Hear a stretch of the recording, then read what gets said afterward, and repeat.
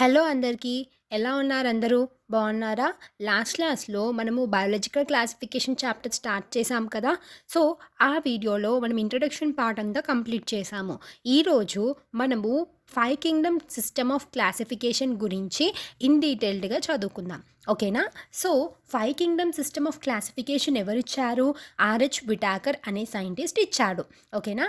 So, ఏ ఇయర్‌లో ఇచ్చాడంటే 1969లో ఇచ్చాడు. So, R.H. Whittaker in 1969 has given 5 kingdom of classification. Okay.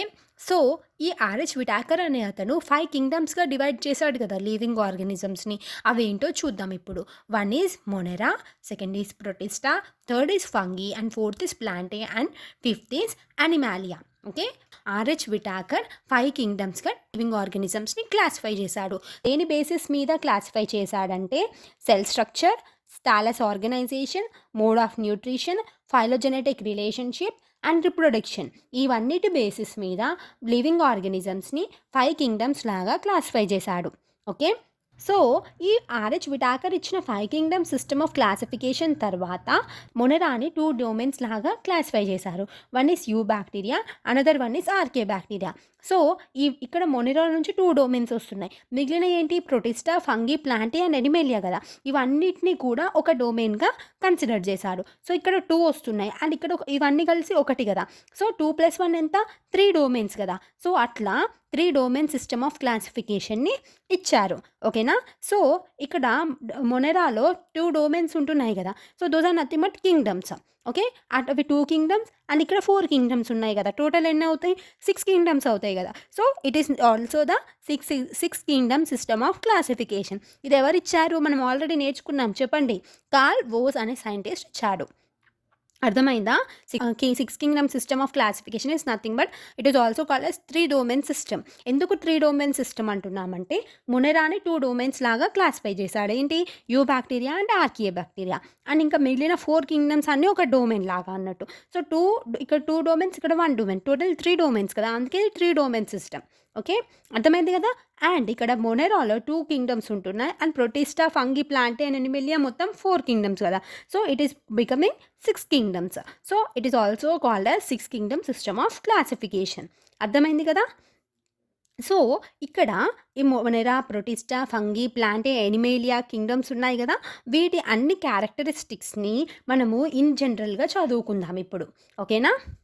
ఇప్పుడు మనము characteristics of 5 kingdom system of classification గురించి నేర్చుకుందాం. So, these are all the characters and ఈ క్యారెక్టర్స్ అన్నీ మొనెరాలో ఎలా ఉన్నాయి, ప్రొటిస్టాలో ఎలా ఉన్నాయి, ఫంగీలో, ప్లాంటేలో, ఎనిమాలియాలో ఎలా ఉన్నాయనేది నేర్చుకుందాం. ఓకేనా?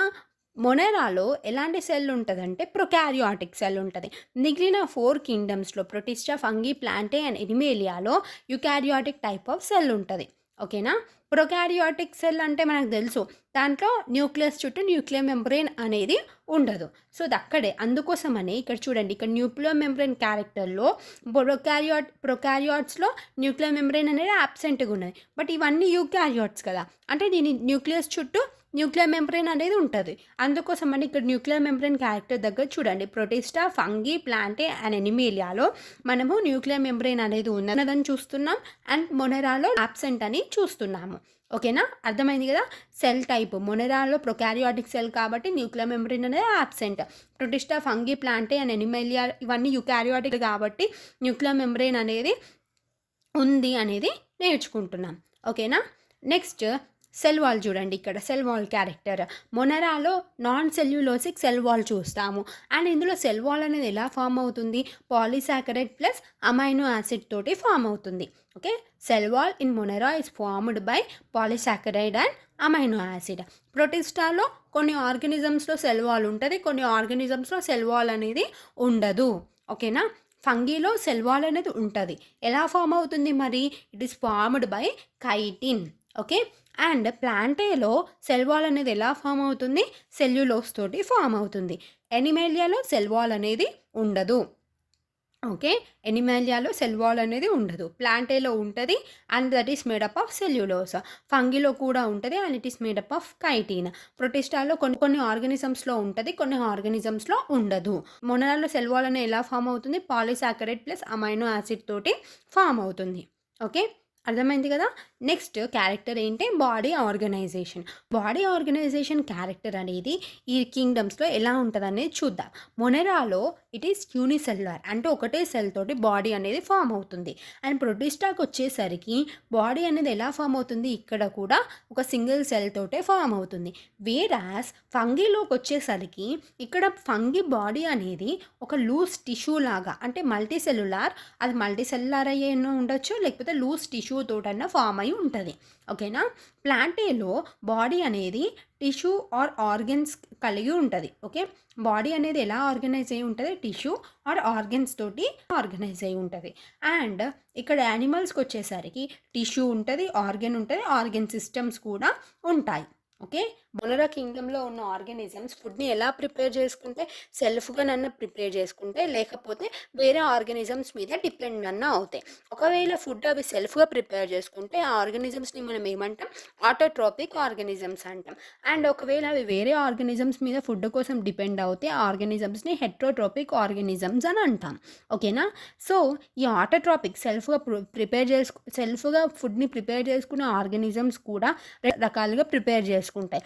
One is chemosynthetic and another is photosynthetic. Chemosynthetic అంటే అవి కెమికల్స్ని యూజ్ చేసి ఫుడ్ని సింథసైజ్ చేసుకుంటాయి. ఓకేనా? అండ్ ఫోటోసింథటిక్ అంటే లైట్ హెల్ప్ తోటి అవి ఫుడ్ అనేది సింథసైజ్ చేసుకుంటాయి. ఓకే, అర్థమైందా? ఆటోట్రాపిక్లో కూడా 2 రకాల ఆర్గానిజమ్స్ ఉంటాయి. Chemosynthetic organism, photosynthetic organism. Chemosynthetic అంటే కెమికల్స్ని యూజ్ చేసుకొని ఫుడ్ ప్రిపేర్ చేసుకుంటాయి. ఫోటోసింథటిక్ అంటే ఏంటిది? లైట్ హెల్ప్ తోటి ఫుడ్ని సింథసైజ్ చేసుకుంటాయి. ఓకేనా? హెట్రోట్రాపిక్లో కూడా మనము 2 రకాల ఆర్గానిజమ్స్ని చూస్తాం. One is saprophytic, another is parasitic. ఓకేనా? సాప్రోఫైటిక్ అని అంటే డెడ్ అండ్ డీకేడ్ మ్యాటర్ మీద ఫుడ్ కోసం డిపెండ్ అవుతాయి. ఓకే, సాప్రోఫైటిక్ అంటే ఏంటి? సాప్రోఫైటిక్ ఆర్గానిజమ్స్ అనేవి డెడ్ అండ్ డీకేడ్ ఆర్గానిజమ్స్ ఉంటాయి కదా, అంటే చనిపోయిన కుళ్ళిపోయిన ఆర్గానిజమ్స్ని ఫుడ్ లాగా తీసుకునే ఆర్గానిజమ్స్ని ఏమంటాం మనం? సాప్రోఫైటిక్ ఆర్గానిజమ్స్ అంటాం. పారాసైటిక్ అంటే బ్రతికున్న జీవాల నుంచి ఫుడ్ని తీసుకుంటే వాటిని మనము పారాసైటిక్ ఆర్గానిజమ్స్ అని అంటాము. మొనరా కింగ్డమ్లో ఉన్న ఆర్గానిజమ్స్లో మోడ్ ఆఫ్ న్యూట్రిషన్ అనేది చాలా డైవర్స్డ్గా ఉంటుంది. ఓకేనా? ప్రొటిస్టా కింగ్డమ్లో ఉన్న ఆర్గానిజమ్స్ అనేవి ఆటోట్రాఫిక్ అంటే ఫోటోసింథసిస్ త్రూ ప్రిపేర్ చేసుకుంటాయి ఫుడ్ని, లేకపోతే హెట్రోట్రాపిక్ వేరే ఆర్గానిజమ్స్ మీద ఫీడ్ అవుతూ ఉంటాయి. ఓకేనా? ఫంగీ కింగ్డమ్లో ఉన్న ఆర్గానిజమ్స్ అనేవి హెట్రోట్రాపిక్ మాత్రమే అయి ఉంటాయి. ఓకే, సో ఆ హెట్రోట్రాపిక్లో 2 టైప్స్ ఏంటి? Saprophytic and parasitic. సాప్రోఫైటిక్ అంటే ఏంటి? డెడ్ అండ్ డీకేడ్ మ్యాటర్ మీద డిపెండ్ అవుతాయి ఫుడ్ కోసం. పారాసైటిక్ అంటే లివింగ్ ఆర్గానిజమ్స్ నుంచి ఫుడ్ని లాక్కుంటాయి. ఓకే, సో నెక్స్ట్ ప్లాంటేలో ఉన్న ఆర్గానిజమ్స్ అన్నీ ఆటోట్రాఫిక్ అయి ఉంటాయి. అంటే ఫోటోసింథసిస్ త్రూ అవి ఫుడ్ని ప్రిపేర్ చేసుకుంటాయి. మనకు తెలుసు కదా ప్లాంట్స్ అన్నీ ఎట్లా ఫుడ్ని ప్రిపేర్ చేసుకుంటాయి? ఫోటోసింథసిస్ త్రూ ప్రిపేర్ చేసుకుంటాయి. సో ప్లాంటే కింగ్డమ్లో ఉన్న ఆర్గానిజమ్స్ అన్నీ autotrophic and that too they will prepare the food with the help of photosynthesis. Clear? Next యానిమేలియాలో ఉన్న ఆర్గానిజమ్స్ అన్నీ హెట్రోట్రాపిక్ అయి ఉంటాయి. ఓకే, హెట్రోట్రాపిక్ అంటే వేరే ఆర్గానిజమ్స్ మీద ఫుడ్ కోసం వేరే ఆర్గానిజమ్స్ మీద డిపెండ్ అవుతాయి. సో ఇక్కడ మోడ్ ఆఫ్ న్యూట్రిషన్ ఏంటి? Holozoic or saprophytic or parasitic or ఇంకా వేరే మోడ్ ఆఫ్ న్యూట్రిషన్స్ తోటి ఫుడ్ అనేది తీసుకుంటా ఉంటాయి ఇందులో ఉన్న ఆర్గానిజమ్స్. అర్థమైనాయి కదా? ఆర్హెచ్ విటాకర్ లివింగ్ ఆర్గానిజమ్స్ని 5 కింగ్డమ్స్ లా క్లాసిఫై చేశాడు కదా. బేసిస్ మీద ఇలా క్లాసిఫై చేశాడు. Cell structure, thallus organization, mode of nutrition, reproduction and phylogenetic relationship. Okay, so ఇవన్నిటి బేసిస్ మీద లివింగ్ ఆర్గానిజమ్స్ని 5 కింగ్డమ్స్ లాగా క్లాసిఫై చేశాడు. సో ఎర్లియర్ క్లాసిఫికేషన్ సిస్టంలో ఏమవుతుందంటే bacteria, blue green algae, fungi, mosses, ferns, gymnosperms and angiosperms ఈ అన్ని ఆర్గానిజమ్స్ని ఏం చేశారంటే వాళ్ళు ప్లాంట్స్లో ఇంక్లూడ్ చేసేసారు. ఓకే, ఏమని చెప్తున్నా? ఎర్లియర్ క్లాసిఫికేషన్లో ఈ లివింగ్ ఆర్గానిజమ్స్ అన్నిటినీ కూడా దేని కిందకి గ్రూప్ చేశారంటే ప్లాంట్స్ కిందకి గ్రూప్ చేశారు. ఎందుకు అలా చేశారంటే ఇవన్నిట్లో కూడా సెల్ వాల్ అనేది ఉండే. As this all organisms contain cell wall based on that characteristic they have grouped under plants. అర్థమైందా? ఈ అన్ని ఆర్గానిజమ్స్లో సెల్ వాల్ ఉన్నాయి కాబట్టి వీటిని ప్లాంట్స్ కిందకి గ్రూప్ చేశారు ఎర్లియర్ క్లాసిఫికేషన్ సిస్టమ్స్లో. బట్ ఇక్కడ చూడండి examples prokaryotic bacteria and blue green algae. Actually earlier classification సిస్టమ్స్లో ఈ బ్యాక్టీరియా ఇంకా బ్లూ గ్రీన్ ఆల్గేలో సెల్ వాల్ ఉండడం వల్ల వీటిని ప్లాంట్స్ కింద గ్రూప్ చేసేసారు. బట్ వీటికి సెల్ వాల్ ఉన్నప్పటికీ వీటి క్యారెక్టరిస్టిక్స్ అనేవి ప్లాంట్స్తో పోలిస్తే చాలా డిఫరెంట్గా ఉంది. ఓకే, అంటే వీటిలో ఉన్న న్యూక్లియస్ చుట్టూ న్యూక్లియర్ మెంబ్రెయిన్ అనేది లేకుండే, బట్ ప్లాంట్స్లో సెల్లోని న్యూక్లియస్ చుట్టూ న్యూక్లియర్ మెంబ్రెయిన్ అనేది ఉంది. సో తర్వాత వచ్చిన క్లాసిఫికేషన్ సిస్టమ్స్లో ఇవి రెండింటిని వేరేగా గ్రూప్ చేశారు. దేంట్లో గ్రూప్ చేశారంటే ప్రొకారియాట్స్లో గ్రూప్ చేసేసారు. సో దీన్ని బట్టి మనకి ఏమవుతుంది, ఎర్లియర్ క్లాసిఫికేషన్ సిస్టంలో యూకారియోట్స్ అండ్ ప్రొకారియోట్స్ మధ్యలో డిఫరెన్స్ అనేది చెప్పలేదు. చూడండి ఇక్కడ ఎగ్జాంపుల్ క్లెమైడోమోనస్ అండ్ స్పైరోగైరా. క్లెమైడోమోనస్ అనేది ఒకటే సెల్ తోటి ఫామ్ అవుతుంది అండ్ స్పైరోగైరా అనే ఆర్గానిజం చాలా సెల్స్ తోటి ఫామ్ అవుతుంది. క్లెమైడోమోనస్ అనేది సపరేట్గా గ్రూప్ అవ్వాలి, స్పైరోగైరా అనేది సపరేట్గా గ్రూప్ అవ్వాలి. బట్ ఎర్లియర్ క్లాసిఫికేషన్స్లో ఈ క్లెమైడోమోనస్ని స్పైరోగైరాని కలిపి ఒకటే గ్రూప్ లాగా మెన్షన్ చేశారు. అంటే అర్థం ఏంటి, ఎర్లియర్ క్లాసిఫికేషన్స్లో యూనిసెల్లర్ ఇంకా మల్టీసెల్లర్ ఆర్గానిజమ్స్ మధ్యలో కూడా డిస్టింగ్విష్ చేయలేకపోయిండ్రు. అంతే కదా, అదే అర్థమవుతుంది కదా. అండ్ ఇంకొక ఎగ్జాంపుల్ చూడండి ఇక్కడ fungi and green plants. Earlier క్లాసిఫికేషన్స్లో ఫంగీ ఇంకా గ్రీన్ ప్లాంట్స్ని ఒకటే కిందికి గ్రూప్ చేసేసారు, ఎందుకంటే ఫంగీలో ఇంకా గ్రీన్ ప్లాంట్స్లో సెల్ వాల్ ఉందనేసి. బట్ యాక్చువల్లీ ఫంగీలో సెల్ వాల్ అనేది కైటిన్ తోటి ఫామ్ అవుతే గ్రీన్ ప్లాంట్స్లో ఉన్న సెల్ వాల్ అనేది సెల్యులోస్ తోటి ఫామ్ అవుతుంది. ఇక్కడ డిఫరెన్స్ ఉంది కదా. డిఫరెన్స్ ఉన్నప్పటికీ ఎర్లియర్ క్లాసిఫికేషన్స్లో ఫంగీ ఇంకా గ్రీన్ ప్లాంట్స్ని ఒకటి దాని కిందికి గ్రూప్ చేసేసారు. అండ్ ఇంకొక డిఫరెన్స్ కూడా ఉంది, ఫంగీ అనేది హెట్రోట్రోపిక్, అంటే దాని ఫుడ్ని అది ప్రిపేర్ చేసుకోలేదు. బట్ గ్రీన్ ప్లాంట్స్ వాటి ఫుడ్ని అది ప్రిపేర్ చేసుకోగలుగుతాయి, దోస్ ఆర్ హాటోట్రోపిక్. అయినప్పటికీ ఎర్లియర్ క్లాసిఫికేషన్లో ఫంగీ ఇంకా గ్రీన్ ప్లాంట్స్ని ఒకటే గ్రూప్ కింద ఉంచేశారు.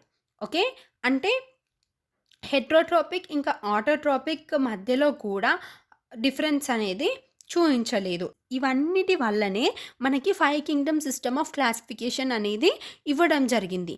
అంటే ఎర్లియర్ క్లాసిఫికేషన్లో యూకారియోట్స్ ప్రొకారియోట్స్ మధ్యలో డిస్టింగ్విష్ చేయలేకపోయినరు, యూనిసెల్లార్ మల్టీసెల్లార్ మధ్యలో డిస్టింగ్విష్ చేయలేకపోయినరు, heterotrophic organisms and autotrophic organisms మధ్యలో కూడా డిస్టింగ్విష్ చేయలేకపోయినరు. సో దానివల్లనే మనకి 5 కింగ్డమ్ సిస్టమ్ ఆఫ్ క్లాసిఫికేషన్ అనేది ఇవ్వడం జరిగింది. సో ఈ 5 కింగ్డమ్ సిస్టమ్ ఆఫ్ క్లాసిఫికేషన్ అనేది మార్ఫాలజికల్ అంటే మనకు కనిపించే చేంజెస్, ఫిజియాలజికల్ అంటే వాటి లోపల కలిగే చేంజెస్, రిప్రొడక్టివ్ అంటే తెలుసు కదా, రిప్రొడక్షన్లో జరిగే చేంజెస్, ఫైలోజెనెటిక్ చేంజెస్ అంటే రెవల్యూషనరీ చేంజెస్, అంటే ఒక జనరేషన్ నుంచి ఇంకొక జనరేషన్కి వెళ్తున్న కొద్దీ జనరేషన్కి చేంజెస్ అనేవి జరుగుతాయి కదా. ఈ అన్ని చేంజెస్ని కన్సిడర్ చేసి మనకి 5 కింగ్డమ్ సిస్టమ్ ఆఫ్ క్లాసిఫికేషన్ అనేది ఇవ్వడం జరిగింది. సో 5 కింగ్డమ్ సిస్టమ్ ఆఫ్ క్లాసిఫికేషన్లో Monera, Protista, Fungi, ప్లాంటే and Animalia kingdoms ఉన్నాయి కదా. సో మొనెరా కింగ్డమ్లో ఎలాంటి ఆర్గానిజమ్స్ వస్తాయంటే ఆల్ ప్రొకారియాటిక్ ఆర్గానిజమ్స్ అనేవి మొనెరా కింగ్డమ్ కిందికి వచ్చేస్తాయి. ఓకే, మన కింగ్డమ్ ప్రొటెస్టా కిందికి ఏమొస్తాయంటే యూనిసెల్లార్ యూకారియాట్స్ అనేవి. Present Chlamydomonas, Chlorella, amoeba and paramecium అన్నీ కూడా ప్రొటిస్టా కిందికి వస్తాయి, because all these organisms are unicellular eukaryotes. But earlier క్లాసిఫికేషన్స్లో క్లెమైడోమోనస్ అండ్ క్లోరెలా అనేది ఒక గ్రూప్ కిందికి అంటే ప్లాంట్ కింగ్డమ్లో ప్లేస్ అయ్యాయి. అమీబా అండ్ పారమీషియం అనేవి యానిమల్ కింగ్డమ్లో వచ్చేది. బట్ ఈ 5 కింగ్డమ్ సిస్టమ్ ఆఫ్ క్లాసిఫికేషన్లో ఇవన్నీ organism Chlamydomonas, Chlorella, amoeba and paramecium అనేవి అన్నీ కూడా యూనిసెల్యులర్ యూకారియాట్స్ కాబట్టి వాటిని అన్నిటినీ ఒకటే గ్రూప్ చేసి కింగ్డమ్ ప్రొటిస్టా కింద పెట్టారు. ఓకేనా. సో ఇలాంటి చేంజెస్ అనేవి మనకి వస్తూ ఉంటాయి. చేసే క్రైటీరియా అనేది చేంజ్ అవుతూ ఉంటుంది కాబట్టి ఇలాంటి చేంజెస్ని మనము ఫ్యూచర్లో కూడా చూడొచ్చు. సో ప్రజెంట్ ఈ 5 కింగ్డమ్ సిస్టమ్ ఆఫ్ క్లాసిఫికేషన్లో యూజ్ చేసిన క్రైటీరియా ఏంటంటే morphological, evolutionary relationship, physiological and reproductive క్యారెక్టర్స్ని ఇంక్లూడ్ చేశారు. సో దానివల్ల ఇలాంటి డిఫరెన్స్ అనేది వచ్చింది. ఫ్యూచర్‌లో ఇంకా వేరే క్రైటీరియాస్ యాడ్ చేసినప్పుడు ఇంకా చేంజెస్ అనేది మనం చూడొచ్చు. Okay. So, this is all about the 5 kingdom system of classification which is given by whom? Come on say it. R H Whittaker in the year 1969. Okay. Next వీడియోస్‌లో మనము ఆర్‌హెచ్ విటాకర్ ఇచ్చిన ఈ kingdoms గురించి in డీటెయిల్డ్‌గా one by one చదువుతాము. ఓకేనా? ఈ video గనక మీకు హెల్ప్‌ఫుల్ అయితే డెఫినెట్‌గా ఒక లైక్ చేయండి. Thank you so much.